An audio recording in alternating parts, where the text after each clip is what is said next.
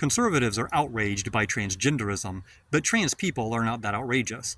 Our biological sex and gender identities are managed by different parts of the brain. Preliminary studies support this, such as the ones published by the National Institute of Health. And it's easy to see how these incongruities can happen. We all start off with the same tissue in utero. Around the 6th week of gestation, if the SRY gene activates, the embryo will develop male genitalia. Otherwise, female genitals will form. The brain, however, is infinitely more complex and doesn't develop until much later. In fact, our brains don't fully mature until we're about 25 years old, but I digress.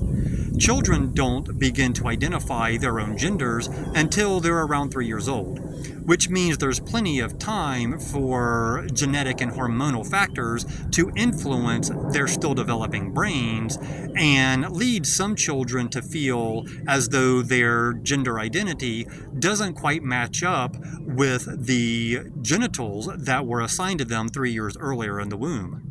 When we consider other incongruities between gender and sex, such as big, strong men who have an effeminate nature, or petite girls who are really big tomboys, it seems like a statistical inevitability that some people will experience this divergence even more so and feel fully transgender.